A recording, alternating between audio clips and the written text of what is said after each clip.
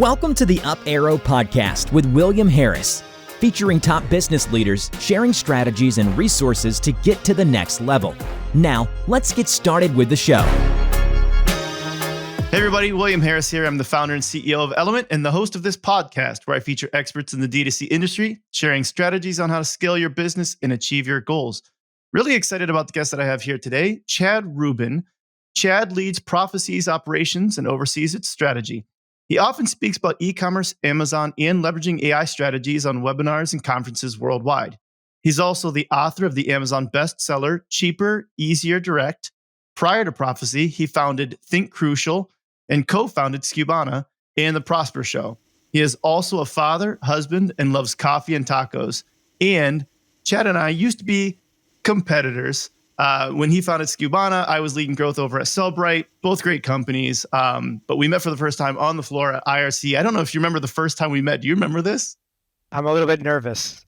No, it's not bad. I think the first time that we met, though, was on the floor at IRCE. And I think you had come up to me and we had at least met online, right? But the first time we met in person, you're like, hey, have you seen my book? This was when you had just kind of come up with a book. You're like, do you want a copy kind of thing? I was like, yes, I would love a copy. Do you remember that? Yeah, I don't remember it, but I guess the reason why I was concerned was because at Skubana, especially in the early days, I had this mindset of it's binary, like one must win. It's a winner take all market. And that wasn't the case. Sure. But yeah, that book was written literally before ChatGPT. And so it's all handwritten. Yeah, before we're gonna have to start a new instead of BC and AD, we're gonna have before ChatGPT, yep. BCGPT. Yep.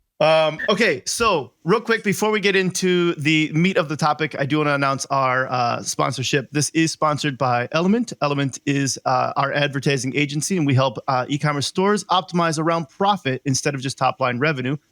We've actually helped 13 of our customers get acquired. The largest one sold for about $800 million. And Adweek recently ranked us as the 12th fastest growing agency in the world. That's Element, spelled ELUMYNT.com if you want to check it out. That said, on to the good stuff. Chad, I wanted to get into your backstory of going from, let's just even say like founding Skubana, but then moving into Profasee. Profasee is really what I want to talk about. And so what led you from, post-acquisition into, hey, I want to start a new company and I want it to be a company that is working around helping Amazon merchants scale profitably? Yeah, it's a good question. So just so you know, Skubana, we initially were focusing on Amazon sellers, and then we pivoted in 2018 more so to focus on D2C brands that happen to sell on Amazon. After the sale of Skubana, April of 21, I took some time off, and I also started working very lightly on my e-commerce business, Think Crucial, which still exists today. This is a very mature, early Amazon business. We were probably one of the first 100 sellers brands, private label brands on Amazon. And this business has been attacked on the P&L. Really, margins have been getting compressed, and we were losing money. We were negative net margin. So I started working on turning around the business. I tried everything. I restructured our PPC. I restructured our team. I restructured our SKU portfolio. And staring at a tree, I was like, wait, why do we never change price on Amazon? I started asking why, right? Because price is the single largest lever to pull to maximize EBITDA dollars. So why aren't we touching this? And I started exploring that and playing with that. And that's sort of how Profasee came to be.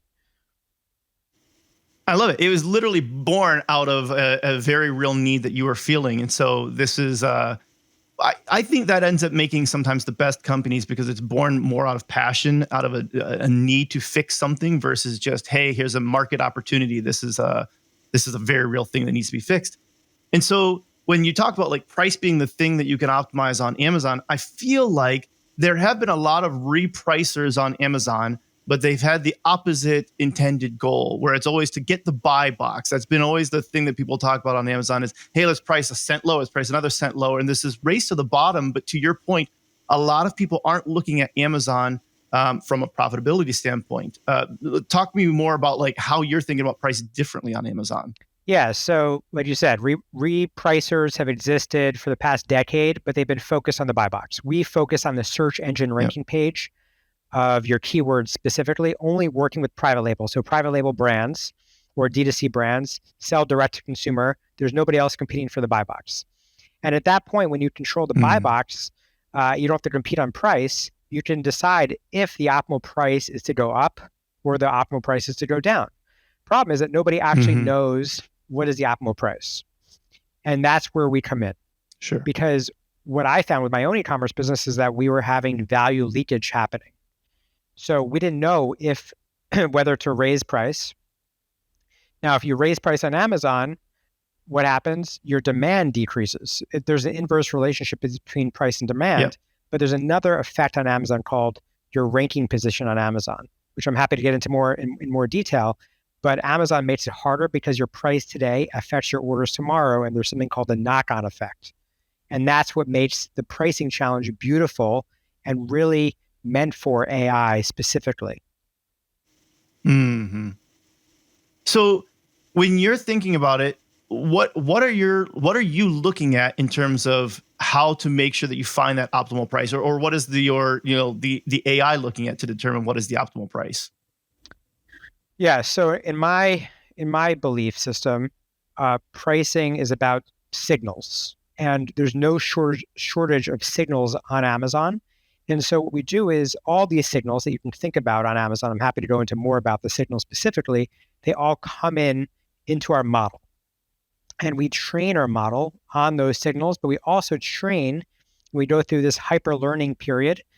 If you think about like a lot of sellers on Amazon, a lot of brands never change price. And so let's make Sure. an example, an analogy. Let's just say you go on Instagram. If you go on Instagram and you never like anything and you never comment and you never dwell on a video, Instagram is programmed to hit your dopamine, and they don't know what's going to hit your dopamine to force you to stay on the platform.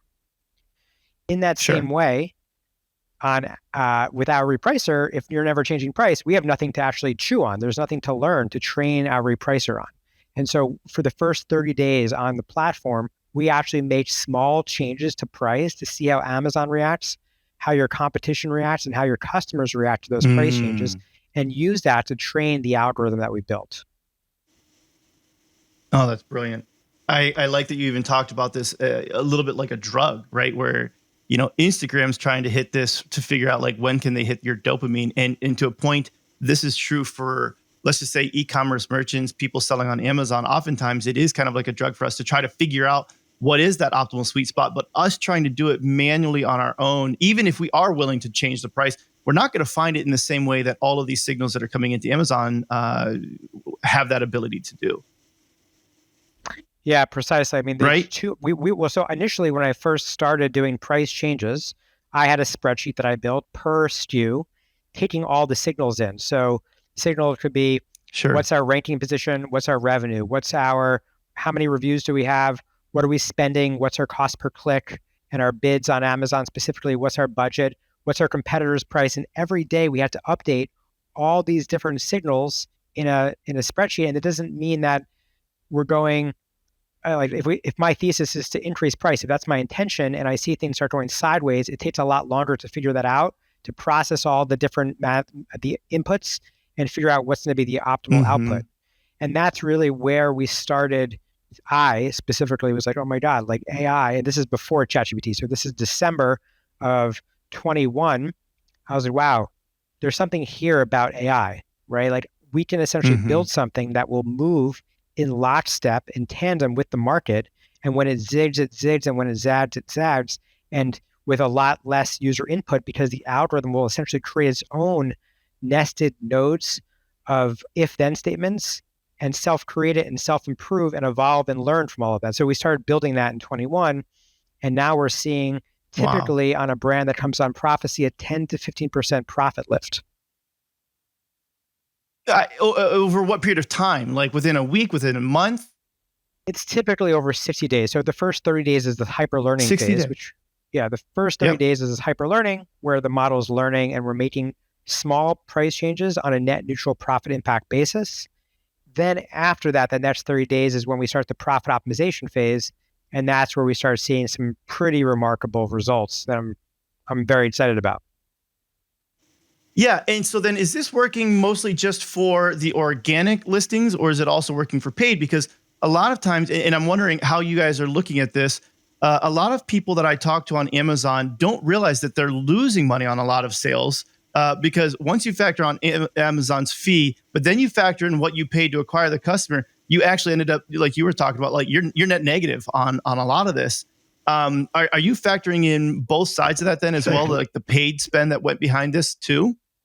Yeah, so let's dig into it for a second. So you have your units times your average selling price gives you your revenue. Then you have your COGS and you have your gross profit. Yep. Then everything after that is your contribution profit. So let's just look at it like this. The reason why pricing is so hard, before we even get into spend, which we're going to get into in a second, is that sometimes the optimal decision is to increase price and to identify the value leakage that's happening at a given time for a specific customer. But then maybe you want to lower price. So what happens to lower price? Lowering price, you spur demand. You increase your demand, you increase velocity. And sometimes it offsets that lower price, which means that you're producing and generating more absolute profit dollars on the bottom line. Now, there's another kicker on Amazon specifically, is that velocity is very, very closely correlated with your ranking position on Amazon. So if you lower your price, you increase velocity, you increase your profit dollars, you have an opportunity to increase your competitive positioning on Amazon, whereby you increase your rank and you reduce your PPC spend because now you're not renting space on Amazon, you own that space. Yeah. Now it gets even more complex. That makes a lot of sense. Totally. Okay. Take me through it. What we then started identifying is that even after we show results, 50% of a brand's revenue, typically, sometimes it's 60-40 split, is PPC driven. Now you're in the PPC world, and so I would love to get your take on this as well, is that so many clients and brands that we meet on Amazon are obsessed with these metrics that I believe are bullshit, BS metrics. No. Right? Metrics that are essentially worshiping a false god. And that false god is essentially given to you by the Amazon matrix. They want you to measure everything by revenue, because then you don't know what you keep at the end of the day.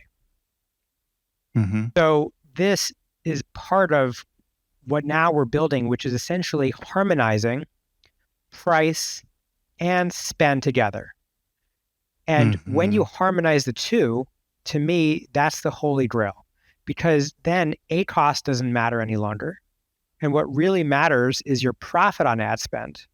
So as an example, right, we can take a product, and let's just say we take a product, it's $25, and we increase it to $30. That's a 20% increase, roughly. And now we can take ACOS, which everybody manages to. All the agencies in the Amazon world manage to an ACOS. They say, give me your target ACOS and I'll manage to it. Anyone can manage that number. And so now you're at a 20% ACOS at a $25 number, but you now increase your price to $30 from 25 to 30. You have the ability to increase your ACOS from 20% to 24%, which is also a 20% increase. And you can essentially increase your contribution profit by 100%. Wow. It sounds crazy. Well, it does, but it doesn't. So on the flip side, so we deal much more on the D2C side of things, and the same thing happens on our world. And you were saying you wanted to know what we think on that side. ROAS, for the longest time, has been that number. A lot of people may be getting into MER, not defining those here now, but the same thing happens there, where oftentimes, if you're able to increase the volume, or it can increase the AOV, or there's some other metrics that you can get into where you might be able to reduce your ROAS or reduce your MER, but make significantly more profit dollars at the end of the day. And sometimes what we do is we just help people make this understanding to where you say, exactly like what you said, where let's say, for instance, even on like there's the product level and then the aggregate level. So I'm going to talk aggregate or product level first. Similar to what you were saying, let's say you have a product that is $100 and you have another product that is $200. Let's say that the margin, well, maybe let me make it easier. They're both $100, But let's just say that the margin on the one is you've got $25 margin, and on the other one you've got $50 margin.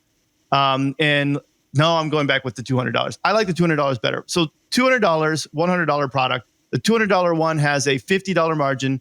The $100 one has a $75 margin. Okay, this will make it easier, I think. If you were to acquire a customer for $50 for each one of those purchases, on the $200 purchase, which has a $50 margin, acquire them for $50, you've made $0 in actual profit off of that sale. But you've got a 4-to-1 ROAS because 200 divided by 50. Now, on the $100 one, if you acquire somebody for $50, you've got a margin of $75 on that one. You've got a 2-to-1 ROAS. That's a lower ROAS, but you actually made $25 in EBITA profit off of that purchase on that unit transaction. And that's where we're saying oftentimes on the D2C side, you can lower your ROAS and actually do a better job of making more profit. And so I think along what you're saying there is, we're not talking about changing price, but in theory, you can also do the same thing to change the price, where it's like, well, if you had no margin on it, change the price, you might have margin on it now. You have the ability now to also increase your ACOS, which is literally just the inverse of ROAS. And you can actually be more profitable on every unit transaction, right? That's what you're saying. Yep, exactly. I mean, we'll make you 10 to 15% without harmonizing price and PPC spend. And we're working with some agencies now to lockstep spend and price together. But that, to me, everybody has just been misleading you. I want to say you, like Amazon brand specifically, right? Because they're using these revenue-based metrics that don't tell you anything. Like ROAS, 5x ROAS, you look like a superhero, but you're really not. Because you're not actually considering your variable expenses, like the cost of actually delivering the product to the customer, whether it's your shipping expenses, advertising, affiliate. I mean, we can go on, but it's very misleading, and it's a shame that that's happening in the space. And I do think things are starting to turn around now. I do think so. I think there's a lot more discussion about this. I think that people are starting to wise up to the idea of profitability on advertising spend, but it's very difficult. And I think that's why a lot of people struggle to get behind it, because to a point, for the most part, you don't see that within the ads platform. And so you can't optimize around that. There are ways to where you can see this. There are ways to where you can pipe that data into the ads platform. You can actually optimize around that. Won't go into that because we're not talking about that on this episode, but that is something that we're doing. We're sending in the right data into the ads platforms. So not only are we able to see which ones are more profitable, the algorithm itself in the ads platform is able to see which one is actually driving more profit and make decisions around that as well, which is really encouraging. And real quick, what metric are you using to manage customers on the D2C side? Because obviously we're in different spaces, but what metric do you typically report on? Or Yeah, so overall, I still like MER as being a guiding North Star because it's a very good level set one for people, and which would be if, on the Amazon world, let's say it's more like tacos, right? It's like the total revenue and total ad spend, irrespective of whether it's attributed or not. I still think that's a decent one. When we're talking about optimizing on our side, we're looking at what is your spend and what is the MER. And we actually have a calculator that we've built out that says, great, we know what your COGS are, what your overhead is, we know what your shipping costs are. We put these all together and we say, okay, if we spend this much at this MER, you're going to end up with this much EBITDA. And so really, if I was going to say, like, what are we trying to get towards? Everything that we're looking at from our perspective and lens that we're just discussing with the customer is, what's the EBITDA going to be on this one? Where there's some nuance to that, though, is you don't see EBITDA within the ads platform. And so in the ads platform, we still figure out what ROAS roughly correlates to that number that we're trying to get, so that way you could optimize within there. But the ROAS number that we're looking at is oftentimes not the same number that a lot of other people are using. Again, if we're piping in a different conversion value based on what we know the margin of these products to be, now that number is actually more geared towards what is the profitability of each one of those. So some people call it like a POAS, profitability on ad spend. We don't call it that because within the ads platform, it's still called ROAS.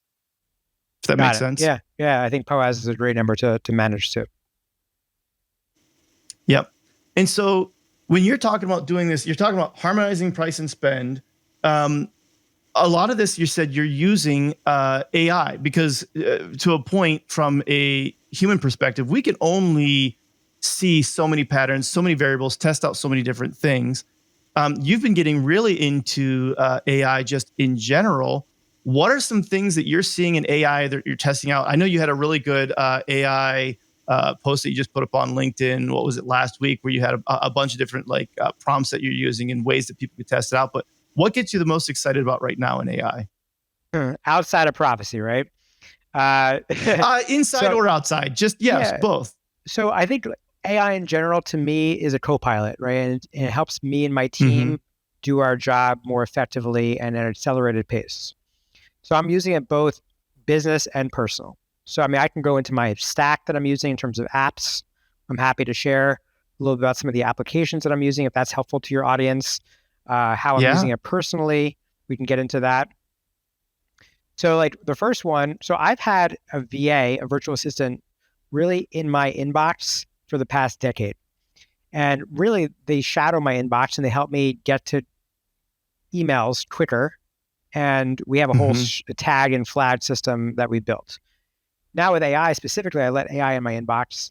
Initially, I was using ChatGPT to help with some emails, but now we use something called Try-Ellie. And I have no affiliation with any of these companies, but Try-Ellie is a Chrome extension that sits in my Gmail application and essentially will read the email and respond and take my shadowing VA 80% of the way there to do the remaining 20% Mm-hmm. or hold for my approval. So it's accelerated my response times. It's accelerated the robustness of my responses, specifically on email. So I think that's been a Sure. pretty solid one. I guess another one that I use that I really enjoy is AI PRM. Have you heard of this at all? No. Okay. So, AI PRM. so yeah, AI PRM. So essentially, like it's my belief that the more robust of the prompts that you made, it's like going to the gym.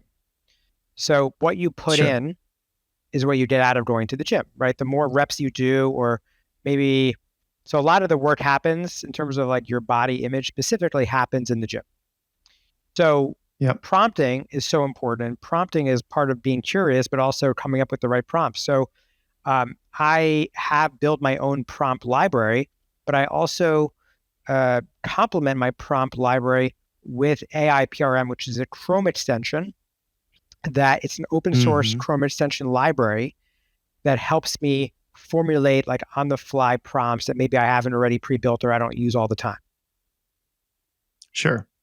So it's essentially, That's it's brilliant. literally, it sits inside of ChatGPT, right? It's a Chrome extension.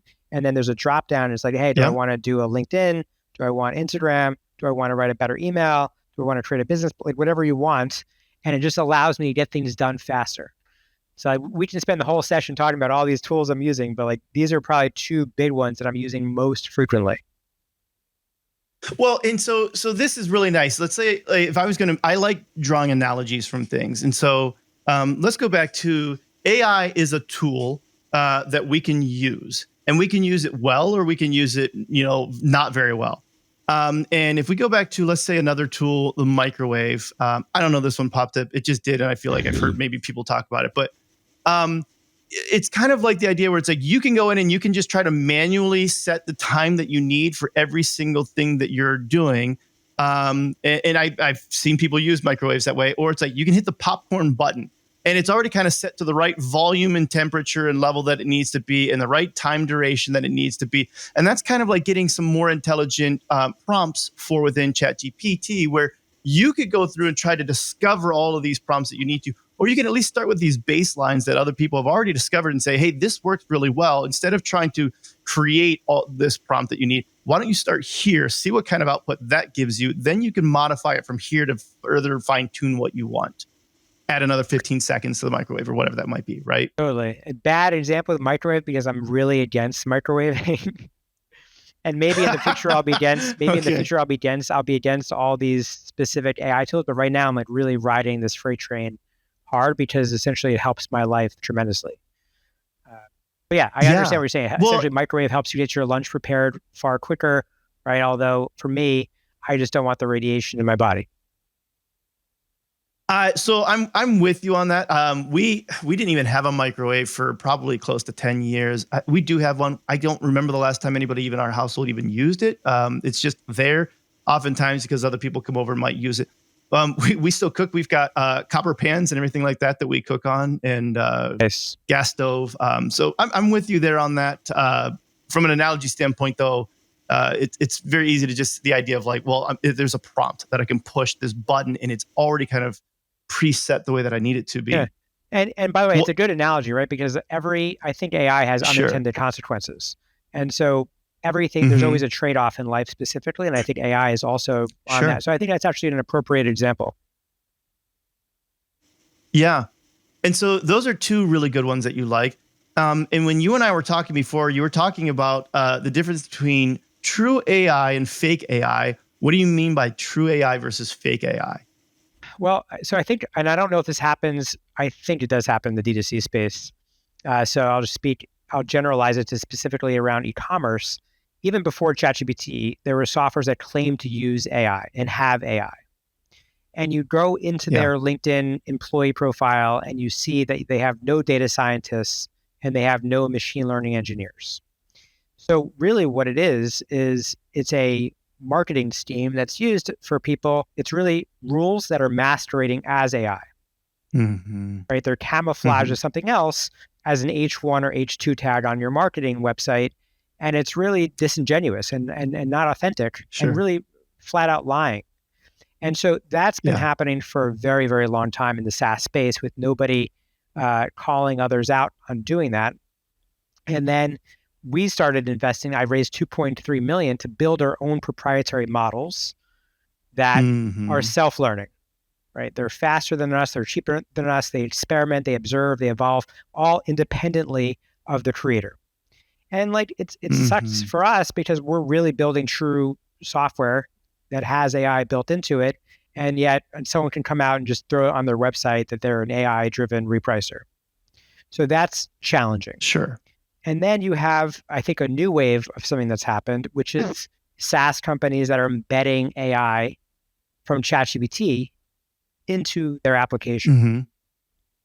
And I do think that's a different form of AI because now you're essentially you're embedding a feature that you didn't build. And that's okay. It makes it easier for you, but it doesn't technically make you AI just because you build ChatGPT into your system.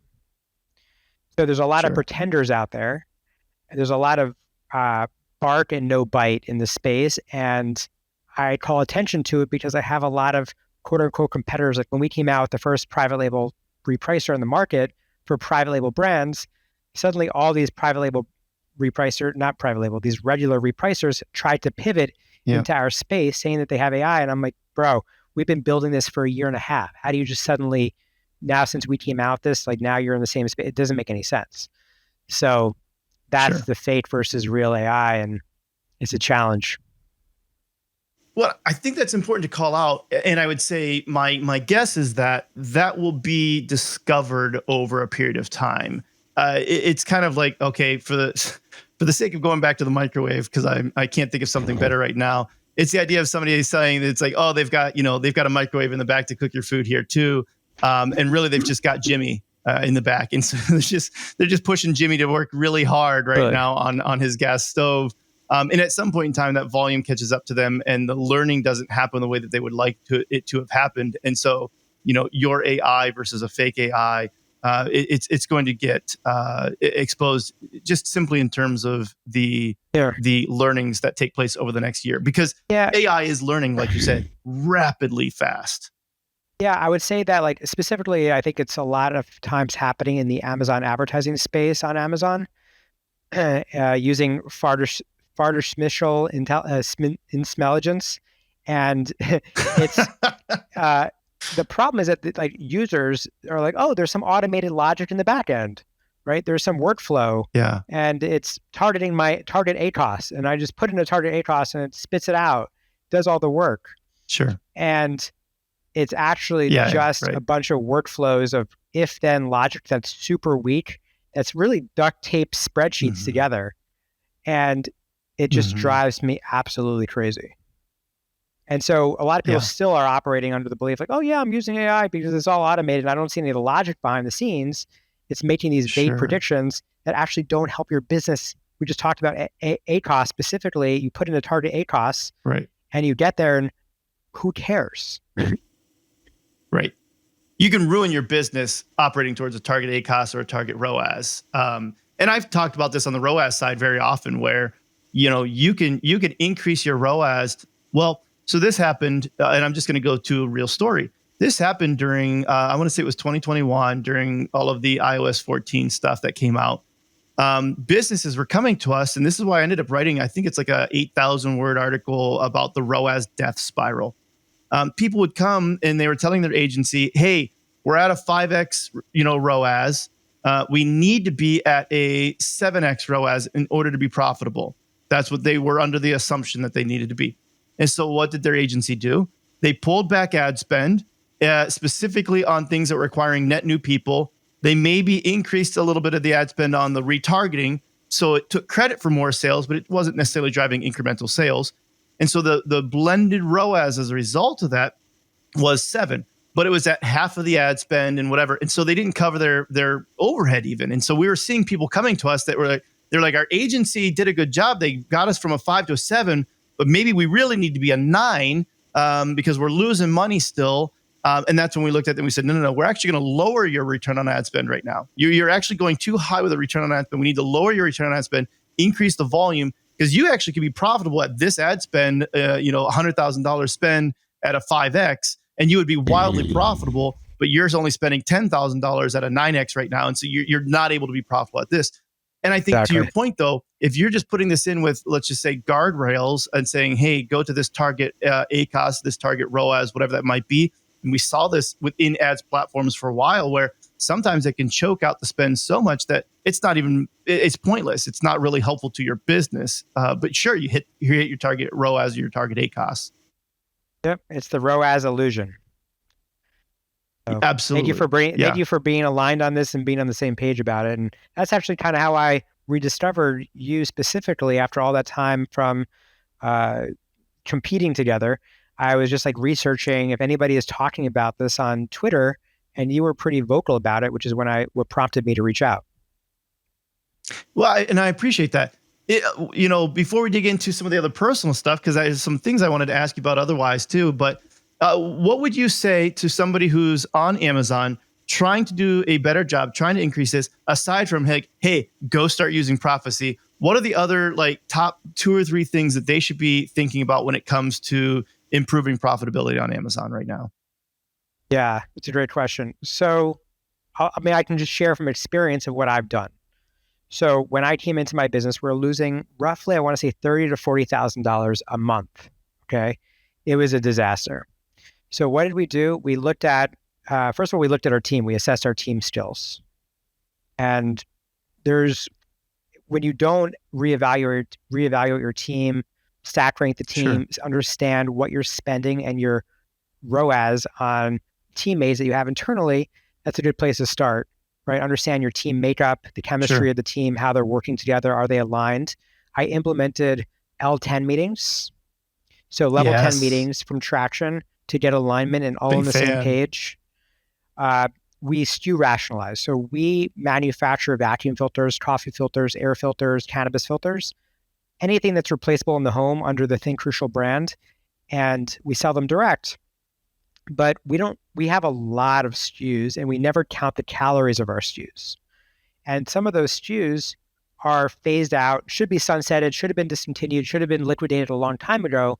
And so we rationalize our SKU portfolio based on profit and velocity metrics and what it'll cost to acquire those customers and how long it'll take to actually unload that inventory. And we just actually liquidated that inventory. Then we reevaluated pricing. So if you don't want to use Profasee, all good, no worries. We're not for everybody. It's in our value statement on our website. And so what I would suggest though is that you spend some time thinking about your pricing strategy, right? And so you just want to start creating a table of all your pricing inputs and start thinking about what's my intention for a specific SKU. Is my intention to make more money and profit? Is my intention to get more rank? Is my intention to liquidate the SKU? Is my intention, whatever your intention is, you want to know what that intention is, but then you want to synthesize that intention across all the functions in your business. And nobody is spending time with price. So you want to source the data in a spreadsheet, like I mentioned, And then in your L10 meetings, create scorecards with pricing reviews, because pricing affects everything. It affects your advertising agency. It affects your finance department. It affects your marketing department. Mm-hmm. It affects your other channels that you're selling on. And it should really be discussed frequently and be managed because of the impact it can have. Like, there's a Harvard Business Review study that says a 1% increase in price can increase your EBITDA by 14%. And we do a whole lot more than that. And then connecting the price across those different departments. So there's a whole lot of stuff that you can be doing, thinking out of the box specifically, because there's so many gurus on Amazon that are saying, hey, you should spend more time doing keyword research, and that you should spend more time driving off Amazon spend to your Amazon listings. And there's all these things that you should be doing. But sometimes it just goes back to fundamentals to drive profitability. Yeah. We find that being true in a lot of what we do on the D2C side as well, off Amazon, that oftentimes the fundamentals make up a bigger deal than a lot of people like to suggest. There's a brand that they left us for 2 months. They got a new consultant who came in and said, oh, we think that, we can save money by going with this other agency. And the other agency was much more geared around creative focus. And we do a lot of creative as well, but that was the core focus of what this agency does. And a lot of people thought that, oh, well, you just set it, on Facebook, you just set it to ASC Plus or, Google to, Performance Max or whatever this might be. And it's, that the media buying tactic is actually, dead or not that important anymore. And what happened was they got about 2 months in and they switched back to us because they were just headed down a really bad spot for their business, losing money.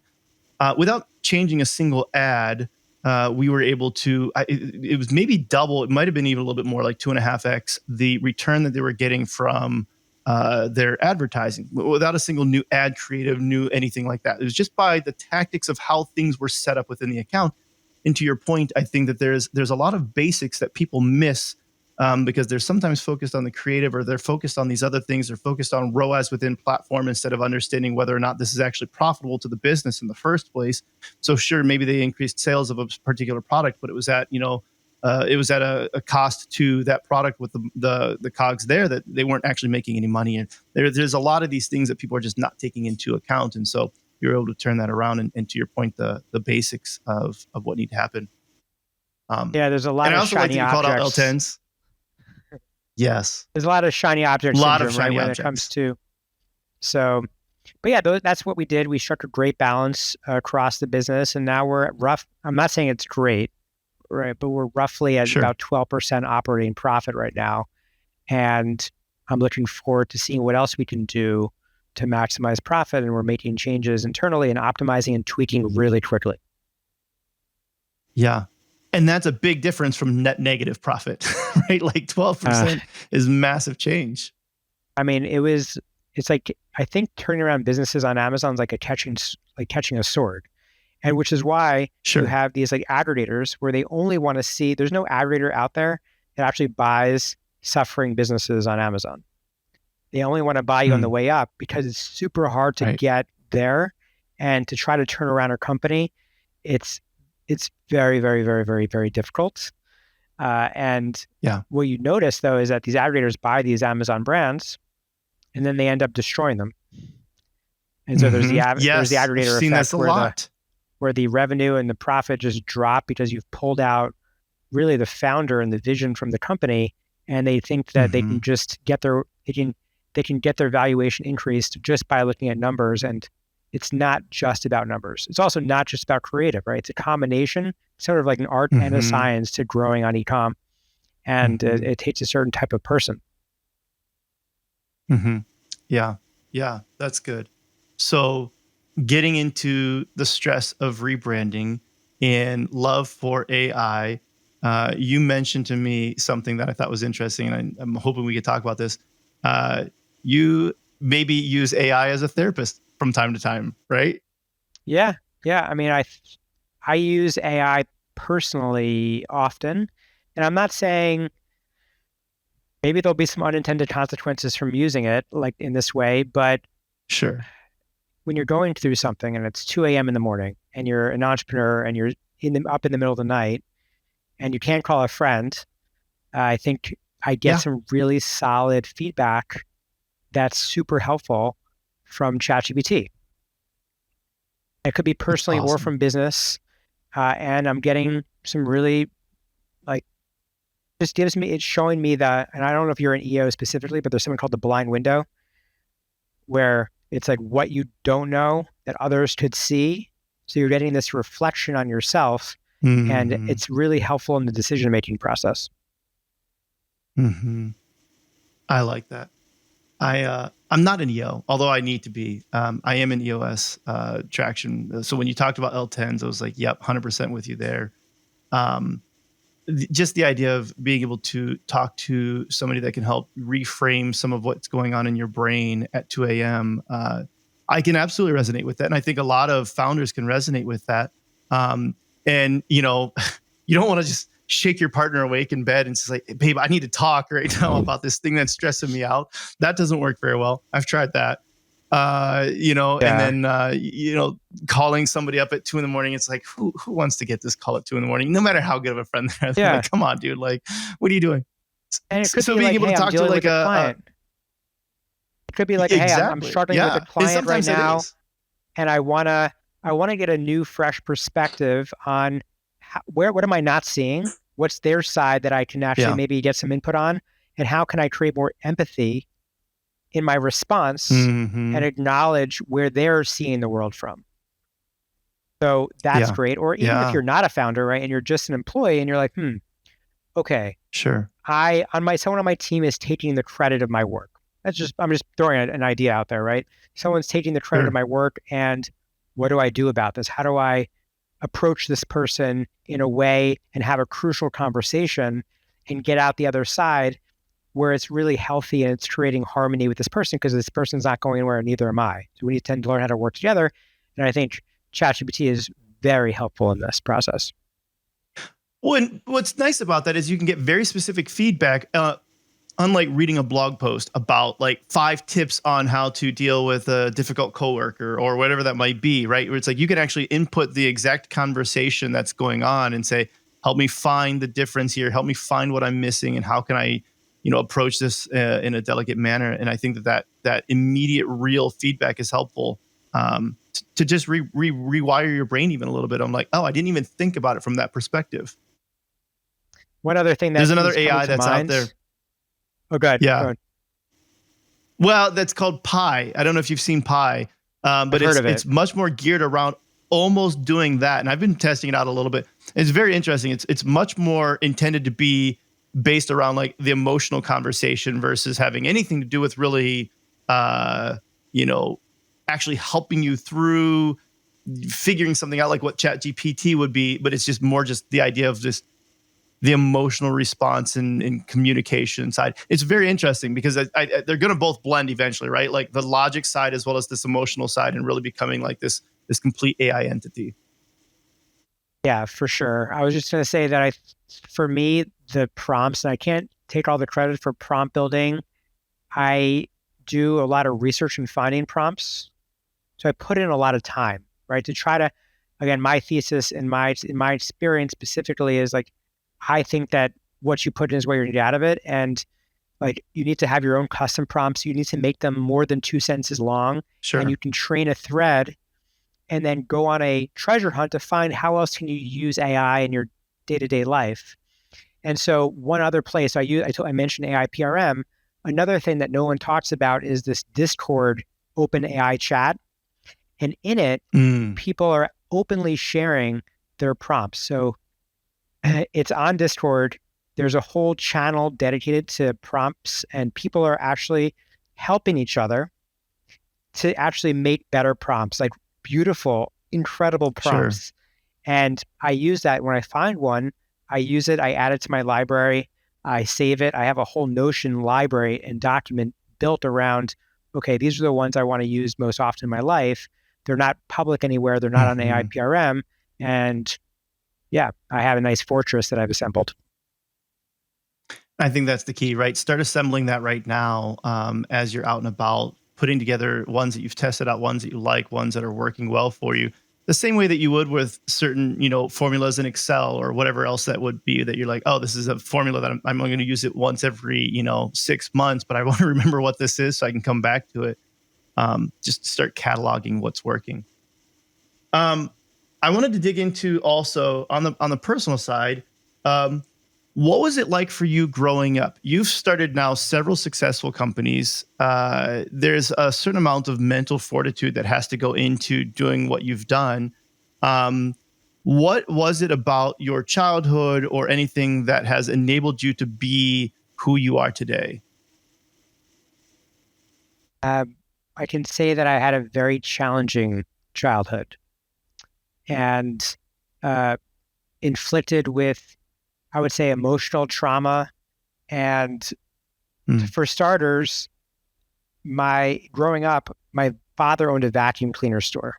So if you ever ask yourself, when's the last time you've been to a vacuum cleaner store, even back in the 90s, we lived in a town that had, let's just say 300,000 people. How often do those people need to come to the vacuum cleaner store to get it repaired? And so my parent, at a very young Yeah. age, my father and mother, and as a family, we struggled to make our ends meet. And uh, then I was like, okay, I never want to be an entrepreneur because that's what entrepreneurship is. Sure. And I never want to get into the vacuum business. And sure enough, right, the apple doesn't fall far from the tree, right? I make vacuum filters Right. and I'm an entrepreneur. So I was like, okay, I'm going to go work at a corporation because like it's stability, and I just wasn't cut from that cloth. So Yeah. I grew up barely making ends meet, and I was getting involved in these conversations at a very young age. So this like Maslow's hierarchy of needs, I had to focus on helping my family exist, and I would be at the dinner table talking about how we're going to pay our rent that month. So at a very young age, I was sort of Wow. trained around financial management and being creative to make money. And that's actually been present in my life forward around. I started selling warheads, then fireworks as a kid. Then I started soldering PlayStation games and imports from Japan around manga and anime specifically. Anyway, so that's like a thread that was happening. And you have, me as a first generation college grad growing up, going to McDonald's and not eating right and filling my body with all types of junk and junk food, which created me to be a very obese child. So not only did I have that happening, but I was also obese and I was on the outskirts of society, which also, for me, I carry that with me throughout I'm still a fat kid in a maybe potentially a skinnier person's body right now. So that's a long answer to your question, and there's a lot of probably stuff to dig in there, but certainly that's a big driving force for me and where I've been spending a lot of my time and attention and trying to get over these traumas. Yeah. And I think, that's something that I've heard before. Grew up poor as well. And I remember somebody telling me that this would be like a mentor or advisor. And he was like, that's one of his favorite things about me. He said, because to a point, you have a chip on your shoulder where you've got something to prove. He said, and I like that in somebody. He said, because I know that you're going to work a little bit harder than somebody who doesn't have that. And I think that, you've mentioned something along the lines of that too, where it said, you work like you're still poor. You work out like you're still obese, like something to that effect, right? Isn't that what you said? Yeah, for sure. It's all part of my roots and part of my system. I have done a lot of work because when we first started this episode and you were telling me you were at Cellbrite and we were competitors, and I shared with you openly that I had this scarcity mindset. And now that I've sold Stubana, there has been a shift for me, specifically because what was driving me in my 20s and my 30s, I'm at the end of my 30s right now, I just turned 38. But what drove me then isn't necessarily what drives me now. So there has been a shift, and I'm trying to let go of that driving force because it wasn't the healthiest. Sure. But it also did jazz me up, right? Like, I'm a very competitive person. I am one that has pretty hyperdrive and wants to win. So I've Yeah. been working through those challenges.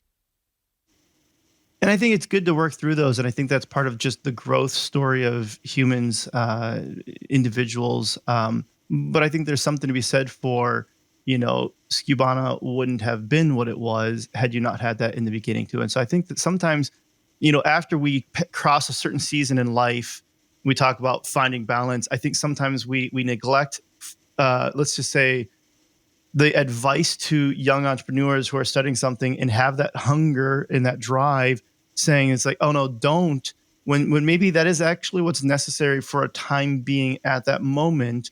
You're going into battle. It's okay to have a little bit of that. Find your way out of that though, because it can become toxic and difficult in a short amount of time as well. But not discouraging too much of that hunger and that growth in those early stages either. Yeah. And so I'm actively intentional about it and working on it. So for example, a competitor reached out to me recently. We had a call together and I started describing to them what I'm building, and because they run a advertising software and I run a pricing software, and I believe in the harmonization of the two, like we've discussed. And they said, "Hey, Chad, hold on a second. We're gonna build what you're building."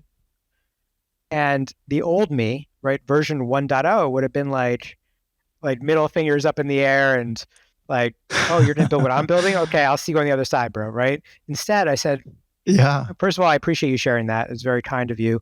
And I think there's room for both of us here. I think there's Sure. both of us, like all tides raise boats together, and we can lift each other up and bring awareness and attention to this area of pricing and let the best man win. Sure. Yeah. Right. That's both, right? So there's balance, but there's also competitiveness in a healthy way. Totally. Yeah. I like that. We are getting close to time, and so I want to make sure that I'm respectful of that. And there's a couple other things I wanted to get to. Two more questions then.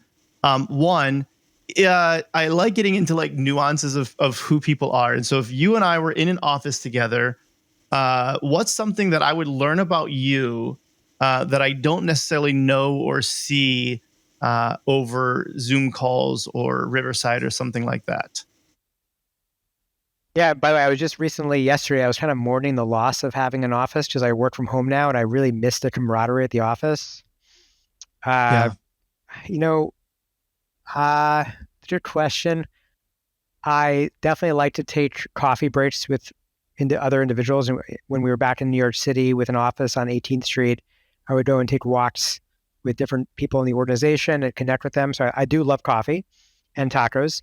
Two, I like to smoke hookah. And I know that's a very strange thing that you probably don't hear often, but I definitely like to hit the hookah once in a while with other people and create experiences around that. What else? I think that I'm still struggling through right now, specifically as a remote company, not only balance because I'm back to back on calls, but also trust is a challenge for me because I know that I'm a really hard worker and I'll put in 120%. I have a son and I work as hard as I can and run a marathon, and then I cut out to be with him.